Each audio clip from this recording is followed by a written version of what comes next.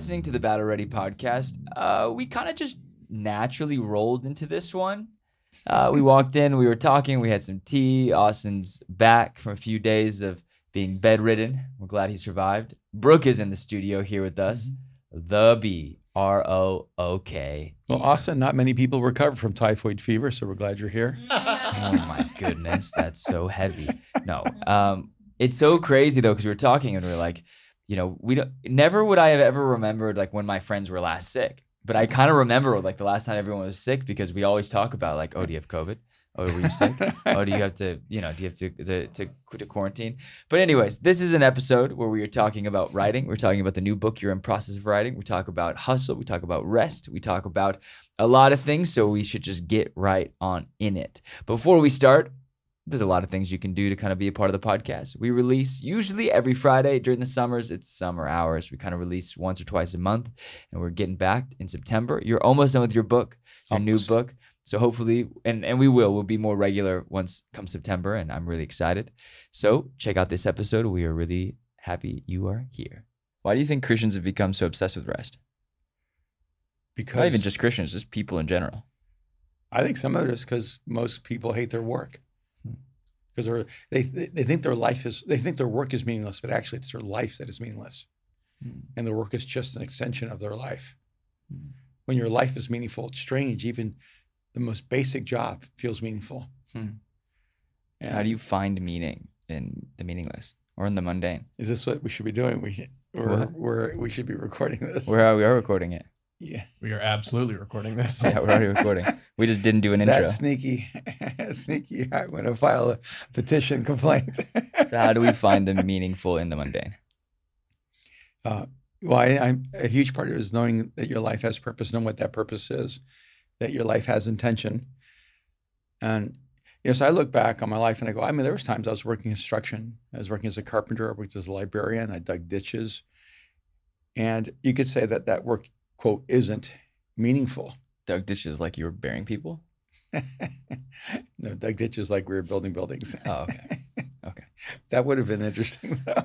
I just watched Blackbird on Apple TV. Yeah, it's very dark. Going to dark places, yeah. Dark place. And there were times where I came to a place where I thought, this isn't what I need to be doing in my life, and I just quit and went and did something else. I did that one time when I was working landscaping. Okay. And I remember thinking to myself, this is not what I'm supposed to be doing. And if you're not doing what you're supposed to be doing, I don't care how much you rest, you're always going to be exhausted. But I've worked a lot of jobs where I go, this job isn't my intention. It's not my purpose in life, but it is actually creating the economic base for me to do the things I feel called to do. And so sometimes you work really hard so that you can also finance the things you want to build. Yeah. And that actually has real meaning when your life has something that you're trying to build. Then you're investing in yourself. Interesting. Yeah. Yeah, I think it's interesting that, one, we shouldn't ignore the fact that, quote, the rest movement in Christianity is happening at the same time where the I'm not going back to work movement in non-Christianity.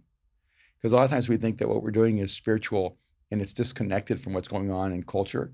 And we need to realize we've just added Bible verses to a psychological phenomenon in American society, or a global Western society, right?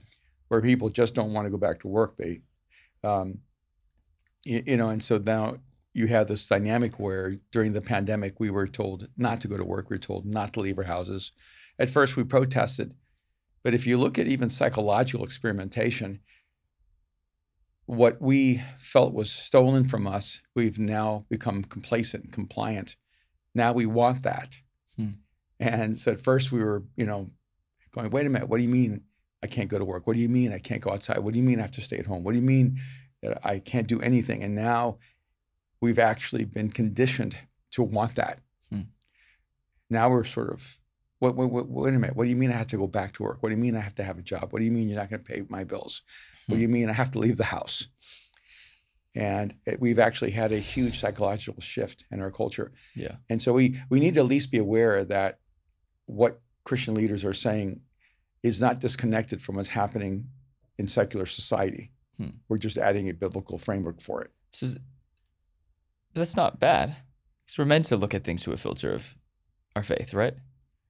Yeah, no, it's just that when we go, oh, we're having a spiritual epiphany. I'm going, no, you're actually not having a spiritual epiphany. Yeah. You're having a psychological trauma that you're now trying to add verses to so that it can feel justified, feel healthy. Yeah. And I can tell you, you can have 7 days off a week and you will not get mentally healthy. And in fact, that's one of the things, to me, the pandemic proved. We had less responsibility, less pressure, and more less mental health, more mental dysfunction, more depression, more suicidal inclinations, more anxiety, more stress. So what the pandemic proved is if you remove responsibility, you do not remove stress. And so we have to basically look at it and go, okay, wait a minute. If all that rest doesn't make me feel like I've rested, what's missing? Interesting. Yeah. I just watched this clip. This kid in high school has started a donut company. Okay. And he works in a donut company something like 60 hours a week while making great grades in high school. And so he was being interviewed and they said, oh, wait a minute. Well, how do you do this? Okay. And he said, I get up at 4. He explains he goes up from 4 to like 7:30. He works on all the donuts. Then he goes to school, does all his homework during the lunch, and then leaves school early and then goes to his restaurant, sells donuts all through the evening. Okay. And stays up late. And they were just shocked. And then he said, well, how much did you make your opening week? They thought he made $10,000. He goes, no, I sold 10,000 donuts my first week. Oh, wow. At $550, I made $55,000 in my first week. Oh, wow. And then one of the entrepreneurs said, well, wait a minute. When do you have time for fun? Yeah. And the kid smiled. He goes, this is fun. Yeah. And but that's like a unique mindset, right? So it's a mindset shift. I think a lot of people feel trapped inside of the world of work that they have to do. Yeah. Or that they've fallen into, right? And so I think there's very few people who would go, maybe there's a lot of people, but I think there's very few public stories of people going, man, I just love what I do. Man, I get to work 100 hours a week and this is just the best thing ever. People are demanding more time I get it. They want a better work-life balance. That's what I keep hearing from friends. I need a better work-life balance. And I'm like, you work for a huge corporate company. That isn't going to happen. And but then it's the juxtaposition of if you work for a big corporate company, it's probably not going to happen. And if you start a company, it's definitely not going to happen because you will have no work and you'll have no life if you don't work really hard to build the business. Right. Yeah. Let me be clear. If you want to work less, don't start your own business. Right. Yeah. I didn't think that's what you were saying. I'm saying I think it's ironic that we're kind of in this. It feels like we're regrowing the middle class again. Yeah, because we don't have a middle class anymore. Yeah. And we've been moving toward economic bipolarization for the last 4 decades, where the middle class is gone, and now you have the poor and the rich. Right. People are getting poor and they're getting richer. And no, what I'm saying is that there's an illusion that says I work for someone else, and that's why I hate my life. If I could just work for myself, then I would have more free time. And the reality is, no. If you work for yourself, you're going to have, quote, 100% free time, and that free time will be used for working. You work twice as much if you own your own company. You work twice as much if you're the one starting something from scratch. Right. When you're joining something, a lot of the work has been done. And the work that is most stressful, most consuming, and most anxiety-inducing has been done for you. Right. And the question, though, is, are you bringing any meaning to your life, any meaning to your work? Your work cannot give you meaning. You have to bring meaning to your work. What do you mean by that? You have to decide. How does one bring meaning to their mundane work? Well, that's the whole point, is that it's only mundane because you're making it mundane. No, that's not true. Well, I went and got coffee this morning, and you see a dramatic difference even with the people who are working there. Some of them, they just bring joy, and they're present, and they seem to be having the time of their life, making a great cappuccino and serving you. The other ones seem like they're just going through the motions, and they're getting paid and it's their job. And you can actually see in the same space where some people are bringing meaning to the work and some of them, their work is meaningless. And there are some cultures where no matter what the employees are doing, there's a deep sense of fulfillment and meaning in those jobs. And I would say one of those companies actually is In-N-Out. I mean, I was just listening to this interview with the president of In-N-Out Burger, and I just thought, wow, she's working so intentionally to create a culture where everyone is valued, everyone's family, where they're enjoying their job, where they have real meaning, and the culture does matter. And it's true even in churches. I mean, you can work for a church and your life can actually be miserable and you don't have any meaning. And going, wait a minute, you're working at the epicenter at the church and your life is meaningless. Yes, and it can be as meaningless working at the church as it does working at UPS or whatever. Right. Or it can be as meaningful. It's really up to you. I've experienced both. Okay. I've had times in my life where I wonder if what I'm doing actually matters, if it has any meaning, but it's really something going on inside of me. Yeah. That's amazing. But where do you want to go from here? I go, speaking of work. Yeah, what are you doing for work lately? What am I doing for work lately? Yeah, I'm in the middle of writing my next book, and I'm right in the mix of chapters 5 and 6, and it really does apply to even what we're talking about here. I guess I can say the title of one of my chapters, maybe not. Oh yeah, you can say the title of one of your chapters. Yeah, definitely not the title of the book. No. Well, this chapter is "You Are Your Own Ceiling." Wow. Which really applies to a lot of this, and it's really about a mental construct that if you believe that other people have the power to create the ceiling on your life, then they will. And when you finally realize that while other people, other circumstances, outside conditions can give you the material for your ceiling, you're the one who builds your own ceiling. And when you take responsibility for your life and you take responsibility for your capacity, your potential, you begin to remove the ceiling. And I was really having a great time writing this, just going back, remembering the times in my life where I blamed other people for my life and blamed I blamed God, blamed my mom, blamed the world growing up for what I was going through inside. And I could have allowed all those external circumstances to become the ceiling on my life, and my life ceiling was so low, I couldn't even stand up. Right. And then just going through my mind and processing through how my mind shift happened and how I began taking responsibility for my life, my future, my capacity, my potential, and how that changed everything for me. It's it was a fun chapter to work on. Say the chapter title again. You are your own ceiling. So when your ceiling was so low you couldn't stand up, was that your fault? It was my responsibility. So what you're saying is it doesn't so much matter whose fault it is. That's right. I even write that in the book. Okay, who's going to actually increase your ceiling? Yeah, yourself, right? Yeah, I think one of the things I wrote is, this may be the most unfair thing I will tell you. It doesn't matter if it's your fault. It is your responsibility. Right. So interesting. Yeah. It's not your fault that you're born to abusive parents. It's not your fault that you're born into poverty. It's not your fault that maybe, things happened when you were young. Those things are not your fault. But whatever happened to you, it's your responsibility to respond to all that in a way where it doesn't become the prison that you live in all your life. So interesting. I feel like that we were living that generation of people who, would rather live on the internet than live trying to build something, with other people. Yeah. But a part of it, that is kind of something, building with other people. I find it so fascinating that we have these online hubs where people are getting together and developing new content and new companies, and you can find online virtual assistants, and you can find online virtual pretty much anything in this day and age. And so,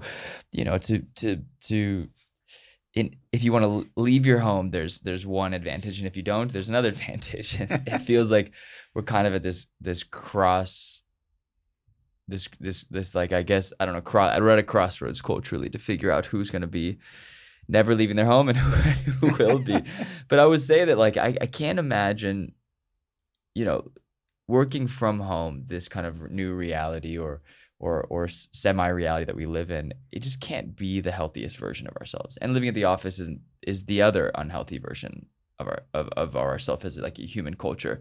How do we find that mix, the healthy mix? How do you really do find that work-life balance where you're able to, because you know you have this incredible ability, like you could probably never work for anyone. Pretty much never have. And every time you have, it didn't go so well. No. In fact, one of my friends, Paulo, last week said, I don't think you could ever work for someone. Yeah. And I don't know where that came from. And then he started giving me examples. He goes, you know, like Steve Jobs, he goes, no, Bill Gates, he could work for someone. Yeah. He'd be a great CEO. Then who's the Walton guy? Walton? The other billionaire from Steve Jobs. No, from the Midwest, the older guy. Warren Buffett. Yeah, he goes, Warren Buffett, like he could work for someone. Yeah. He'd be a great CEO. He goes, Elon Musk, he couldn't work for anyone. No. And he goes, I think you're more like that. I don't think you could ever work for anyone. And I don't know if it was a compliment or it was, an insult. And I said, no, I have worked for people. It didn't work well for them, right? You know, and or you, or me, mostly because I just became bored and unsatisfied, and I knew I needed to go do something else. But I never felt it was someone else's responsibility to create my life, to create my future. And by the way, I think that's part of when you're asking like, what does a person do? First of all, you need to step back and ask yourself, what's the story you're telling yourself? Who's responsible for your life? Who's the one keeping you from living the life you want? Right. And if this is a subtle but really important nuance. If you think it's big business that's keeping you from living the life you want, then you're going to actually give government more power because government's, the Godzilla, and only Godzilla can kill King Kong, or it's King Kong, only one can kill Godzilla. That metaphor makes so much sense. It's a good metaphor because in the last lousy movie, they actually befriended King Kong to kill Godzilla.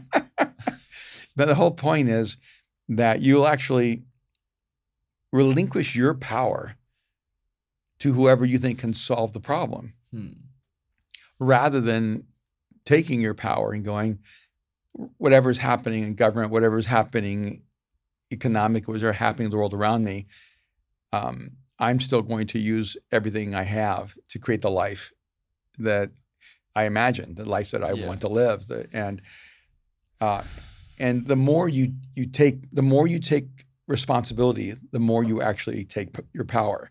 The more you abdicate responsibility, the more you actually abdicate your power. And so if you feel powerless, it's because you have abdicated responsibility. Yeah. And if you abdicate responsibility, don't act like you have your power taken from you. You gave it up. And so for me, I've never, even when I've been, quote, unhappy, or I've had times in my life that were just really difficult, in the end, the only solution I ever came to is I have to make choices that change my life. I have to make choices that changes the circumstance. I have to make choices that change the situation. It's on me. And probably if I have regrets, it took me too long sometimes to make the courageous choices that I needed to make for my own life. Right. Yeah. When you write it and you're not necessarily basing it around like the scriptures, do you get anxious about that? Like what people will say? Because there's like, I already know what they're going to say. Yeah. But what's crazy is that with my other books, I feel like they're so out of my own relationship with Jesus and my own faith, but I always get criticized. People go, well, where's the gospel in this? I'm going, what? Well, what? This is a book. It's not, the Gospel of John. And I think there's just some people that if they're so linear and so concrete, that if the book doesn't say exactly what they've heard their pastor say, they think the book is heretical. And I'm going, no, this book is not the Bible. This book is my thoughts, my ideas, my perspectives on life, on being human. And having a faith. And having a faith, and living it out. Yeah. So if you were to summarize what I guess this next, do you feel like it's a new chapter, or do you think it's just like dipping your feet into the mainstream? It's something I've wanted to do for years and years and years and years. Okay. And And I probably, because I've always had publishers just end up always negotiating back to a book that they feel like, oh no, this is better for the Christian audience. Yeah, because those are just, let's lay out what you just said. what you don't realize for every person who's like, it needs more Jesus in the book or it needs more scripture in the book, is that publishers put the Bible in it so that they manipulate you as a buyer, as a reader, going, if there's more Bible in it, they'll buy it because they're Christians, and Christians just buy things with the scriptures in it, which is really bad. I really, and you have always, is that bad to say? No, I think it's just real. It's real, right? Yeah. Confirm or deny what I just said is true. It's not just Bible. It's just, you have to say the things that people already believe so that they'll buy the book. Yeah. You have to say a few things to make sure that when they read it, they believe it, or you'll consider you a heretic, or they won't. It's one of my few, cynical things with publishing in the Christian world, is that they know who they're selling to, and they manipulate, like any marketer or anyone selling a product. They manipulate the product to make it feel like you've already read this book, so it feels comfortable, it feels unique to you, or it feels not unique to you, but feels something that you've almost read before, familiar, and will encourage you in your faith, versus challenging your thinking and really taking you outside the box. So and that's been a struggle of yours, right? Yeah. So all the ideas that are really more pressing borders and pushing thought, they just have never made it across the table to finally getting published. Because why? Well, because publishers have a job, and their job is to sell books, right? And so every book I write is a book I want to write. Okay. I just haven't written the books that I also want to write that they don't want to publish. But the great thing is except for Wide Awake. No, I did that exactly how they wanted to do it. Right. Exactly what I'm saying. Yeah. You didn't want to write that one. I wanted to write it, and then they said, no, we need to put a lot of Bible verse in it. So I just started dumping all these Bible stories in it with all the texts. And I'm just going to tell the story the way it really is. And I was so frustrated, I just dumped Bible in it everywhere. And I felt it was the clunkiest thing I've ever done in my life. I didn't refine it. I didn't go through my own personal editing process. I just sent it. And I got a response. This is what we've been looking for. Huh. This is what we've been asking you for all these years. Huh. And I actually sent to them thinking they're going to say, this is not going to work. This is not, what we need. And they were so happy. And so I went ahead. So how do you not give up in those moments where you're frustrated? Well, I relented because, you don't want to be so arrogant that you can't listen. So I thought to myself, maybe I'm just 100% wrong. Mm-hmm. Maybe I need to stop trying to write things that feel more like literature, and just let this book come out there that feels like an expanded Bible study. But what made you think you were 100% wrong, not like 20% wrong? Well, because I'd written all these other books that I felt like were really unique, and they would almost never sell in the red states and only sell in the blue states. The Christian bookstores would not carry my books. It's interesting. The Baptist bookstore, Lifeway, who would not carry my books. Does Lifeway still exist? No, they don't anymore, I think. But I'm still writing. And, I'm trying to be a positive podcast today. I'm just saying that they kept trying to figure out how to they take my message and get it accepted in mainstream Christianity. And I just kept telling them, I don't think I can write something that will be accepted in mainstream Christianity. I'm trying to work with you. So Wide Awake, even though I thought it had some of those interesting, it has a beautiful process. And so my publisher was just trying to find the way to break that barrier. Yeah. And so they thought Wide Awake would be it. And it was ironically my lowest selling book. Interesting. And so what ended up happening was, the people who read me wasn't written in the style that they were used to. That was a more, poetic, literature-based approach toward writing. And then the mainstream, more conservative Christians were not going to read my books anyway. Right. So no matter how much I wrote it in that genre, it just wasn't going to be a breakthrough. Yeah. And, so I think some of it is part of the writing process is learning to find your voice and believing that your voice will find its right audience. And I accepted a long time ago that my voice wasn't really a general market voice. It isn't the voice that's going to sell maybe to 40 million people or something like that. But my voice is a very niche voice, and there are people who desperately need me to write and bring clarity to their own thoughts and ideas and internal narrative. Right. And I love doing that. So what inspired you to take this next? So you talked about having a book that is more widely available for people in every space, in the business market, and in, you know, and also a part of, you know, bringing something a new tone to your already like super committed, you know, reading audience that you have now. Do you feel excited about the new venture? Do you feel, is it intimidating at all? Is it frustrating at times? Like how has that process been? Because you're 5 chapters in. Yeah. What's intimidating? Yeah. Was writing the genius of Jesus. Okay. Because I'm writing about Jesus. Okay. That was terrifying. Yeah. To write anything about Jesus and getting that wrong is just, for me, really terrifying. Right. Because I have such a deep love and reverence for the person of Jesus, and I would never want to paint a picture of Jesus that wasn't honoring and appropriate and accurate. So that was, for me, really intimidating. Okay. So and talk about this one. This one isn't intimidating. This one is, I'm just telling you what I've learned in 64 years. Yeah. You know, I feel like I'm Mark Twain right now. Okay. You know, and just going, yeah, let me tell you what happened when I tried to cross that river. You know, or, you know, and let me tell you what I learned when I tried to walk without shoes for 5 miles. Or it's really a practical wisdom book. Okay. And I'm having a lot of fun, and it's actually answering the number one question I get. Yeah.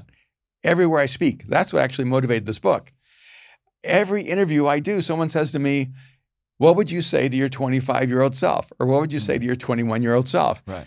And that question started irritating me so much because I thought, does no one realize that everyone asks the same question? So I thought, why not write a book answering that question? Right. This book is about what I would tell my 25-year-old self. But the reality is that your 21-year-old self wouldn't have even listened to you. Like, people ask, I think it's one of the worst questions that anyone can ever ask. You know, I've asked it to myself forever, but it's like, no, 22-year-old Aaron knew everything in the world. And it doesn't, a 2,000-year-old person couldn't tell me what to do.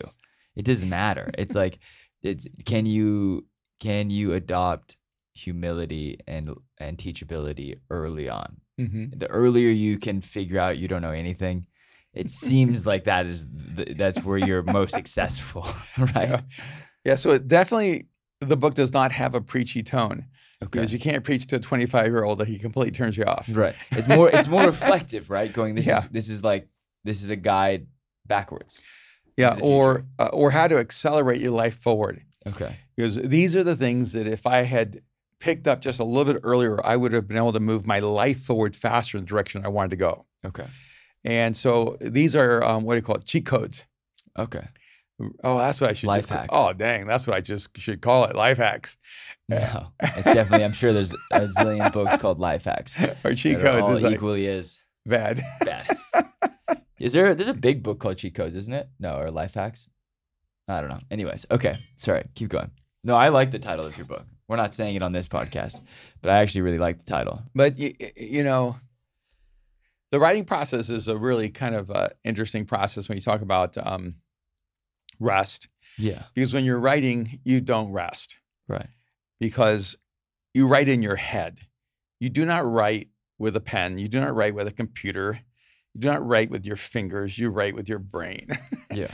And your brain, once you're in that writing mode, never stops. And in fact, if anything, while you're asleep, your brain is writing the next chapter for you, doing a lot of work. It's running ahead of you, preparing you for the next day, which I love. Yeah. But it's also super energizing when I start writing and then I see a sentence that I go, oh wow, that.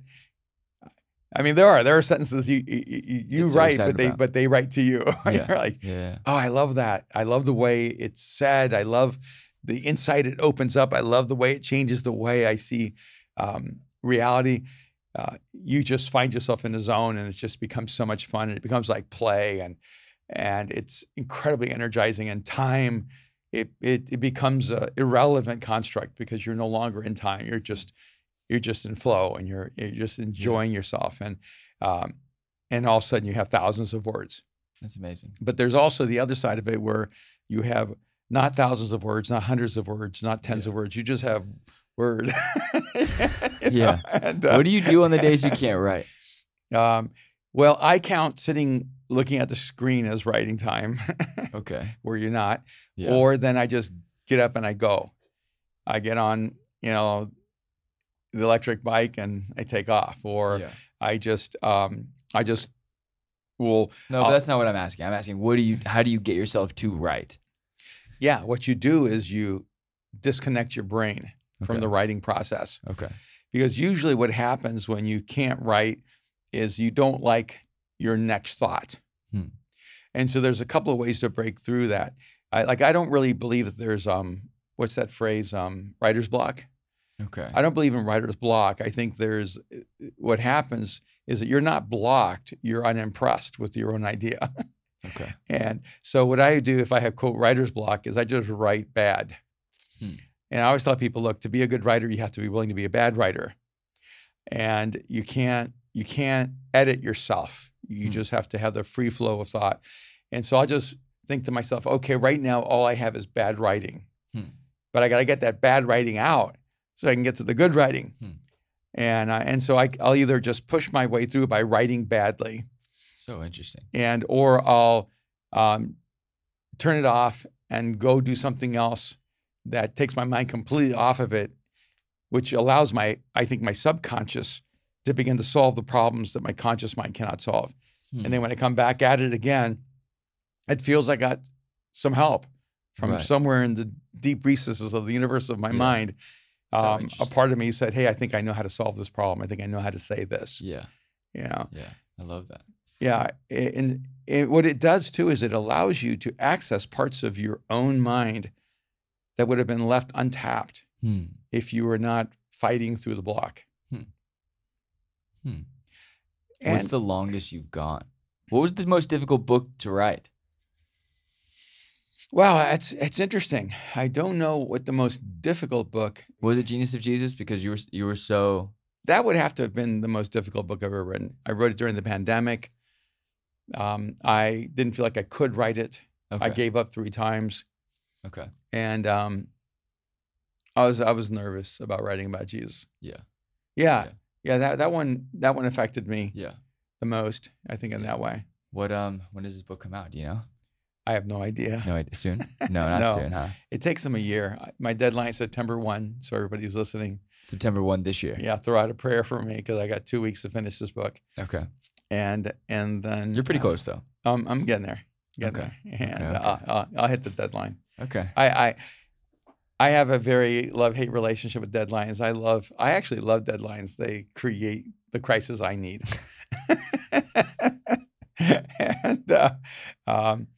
And there are some pretty brilliant writers who basically say that writers need procrastination to be great. Interesting. That the process of procrastination is a part of the mental construct of getting yourself to that creative space. And so I think the pressure cooker of a deadline is something I need. Other people may not need it. Yeah. Like you've said to me, hey, Dad, why don't you just write even when you don't have a contract? Yeah. I find that almost impossible. Like, so interesting. Yeah. That isn't the reality for most people. But you used to, at some point in your career, you used to write before you had contract. No, not really. Yeah, for sure you did. Yeah, that one book that you lost on that computer that crashed, like 25 years ago. Remember? I don't remember. Where you were writing a page of fiction and a page of nonfiction. Oh, it's so true. I forgot about all the that. Time. That was a really great book. Dang. I know. What I did is the page on the left was written as fiction. No, it's nonfiction. The page on the right was written as fiction. Okay. And so on the left, I wrote the thinking, the logical process for this idea. On the right, I was writing a novel with characters that lived out what I was writing on the left side. and I had gone pretty far. It was a very complex and book that in a genre and a style that has never been created in the world. So I thought it was pretty cool. So you can't write without a contract. I find that hard to believe. Well, in the practical level, Okay. economically, I was always a writer first Right. because it's what paid for our lives. It's my career. Yeah. It's not so much I can't write without a contract, is that we couldn't eat without an income.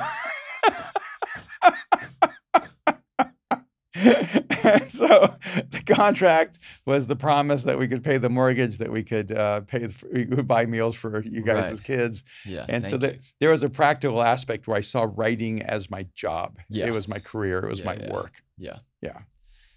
Amazing. All right. Is there anything else we should talk about? Brooke, you got any questions? It's been a chill You're a episode. writer? Yeah, you are a writer, Brooke. I remember, what'd you do with that sci-fi script I read like 10 years ago? Literally nothing. The script was not what it needed to be, and the script was better left retired for better things. Okay. So Brooke, how many like publishers or editors did you let read that script? Okay, I'm sensing a teaching situation incoming. And I did give the script to a couple producers that I knew. Uh-huh.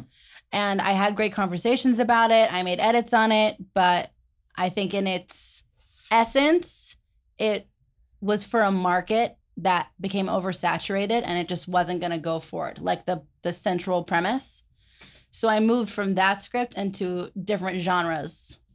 Because Aaron, you read one of hers. You said she was a really good writer. I did. I liked it. I enjoyed it. Thank you, Aaron. I don't remember it, That's for the best.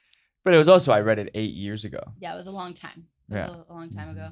And so, Brooke, let's say you had that story, Mm-hmm. and so it's not the script for 100 million people. Well, that's the issue, is that I tried to write a script for 100 million people, Yeah. and the 100 million people had weren't ready. No, but what I'm saying is that you killed something that maybe would have been really refreshing, enjoyable, and life-giving to 100 people. That's true, but then how do you produce? That the movies aren't made for 100 people. Yeah, how do you make that for 100 people?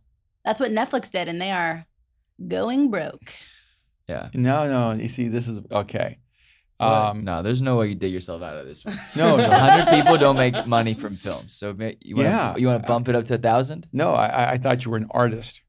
I'm not. No, And- I'm a sellout. I want to be super clear. I'm about getting those numbers. Artists don't create for the money. They create for the beauty, for the meaning, for the story they have to tell. Oh, you thought Brooke was an artist. But And you- No, it's clarifying. But you just said you wrote so you could pay the mortgage. I did, but I wrote what I needed to create. Like I only signed contracts when I knew I had a book I had to write and give to the world. But I didn't know how many people would buy it. I wrote what I needed to write, and which would drive my publisher crazy. And, I mean, they would literally look at me and say, "Where's the me hook? Yeah. We need a me hook in your book."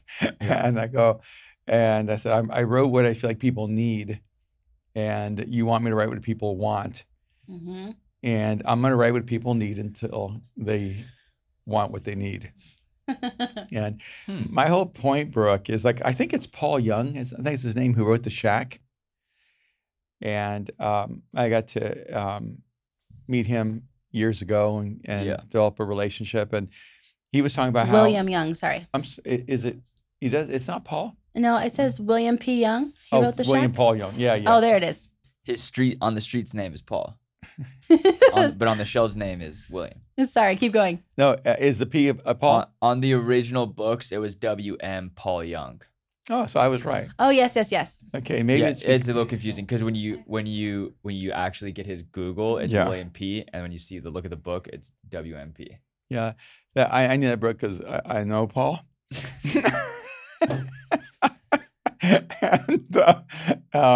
And he was talking about how he wrote The Shack for his, I think, his grandkids. And he went over to like a Kinko's and made enough copies to give it to them for Christmas. Okay. And so he didn't write the shack that sold to millions and millions and millions of people for those millions. He wrote it for his grandkids to give them a story of hope and healing. Okay. And I think sometimes artists underestimate, this is just my point, what they've created. Because the filter to getting your work to the world is usually a publisher or a marketer that is deciding whether it will sell. And you're never going to get your voice out there to who it needs to be heard by if you make the first line of thinking, will this sell? I think the first line of thinking is this the message I want to tell? Yeah. And then you have to believe in your voice, even when other people don't. So that's just my thought, Brooke. But Thank you, Pastor. Bring back the script. Bring back. Well, I think at the end it wasn't the story I should have told. all right, Okay. I can accept that. I love that. And All right. yeah. One of my regrets is that when I was around 10, 11 years old, I wrote an immense number of short stories. But I didn't have a sense of my own value or voice. I would write stories and then bury them. Literally? Yeah, literally, like physically. And I would write stories and then I would destroy them. But I wrote so many short stories because one of my heroes was Rod Sterling from The Twilight Zone and Night Gallery. And so I wish, if I could have anything back, I wish I could reclaim all those stories I wrote when I was 10, 11, 12 years old. And I think probably there was more genius in some of those than anything I've ever written. So never underestimate the seminal idea that caused you to write a story or to create something. It's amazing. I love it. Hey, well, this has been a different episode. Yeah. It's kind of just breaking down a conversation around writing, which I think is cool and I think it's necessary. And it's crazy because, like I know that my mother's out of town this week. And so I stopped by your house last night and we grilled real quick and you were just writing the entire day. And it's so funny because, from the outside looking in, it can look like you're not working very hard. Because you're sitting a lot, you're pacing a lot, or you're walking around, or you're scootering, or it's in like, what is this man doing? But I know because I get the chapters. You email me the chapters, and I'm looking forward to reading them. And I know that you pour a lot of what you have been contemplating and discussing internally, and creating internally, and imagining internally for the last year, 2 years, sometimes decades. It comes down to these pages, and it's you kind of having to like recall and put them to paper, which is really interesting to watch. Yeah. So if you're friends with an artist or you're born of an artist, you definitely it looks like it's a restful experience, but I know that there's a lot of hustle involved, which is always an interesting thing. Yeah, and I think that's a part of it too, is that we just have to realize that everything that is created in the world that has value, someone lost sleep, someone lost free time, someone lost energy, and made a contribution, a sacrifice to create something. And so even going back to earlier thing about rest and, and hustle a little bit, we're talking about that a bit. I hope that you get all the rest you need to be healthy, but I hope there's something inside of you that when you wake up in the morning, you have to do, like something that drives you, something that gives you life, and yeah, even consumes you. And maybe a part of the challenge of this is that everyone's trying to figure out how to get healthy, and I just want to be most alive. And I think that when you're most alive, you don't lose your quirkiness. There's still things about you that are imperfect, and it's almost as if We want our life to be still water. We want no ripples. We want to be able to see clearly through. But I want to be like a rapid. Yeah. You know, I want to have motion and move forward and have power and strength and direction and intention.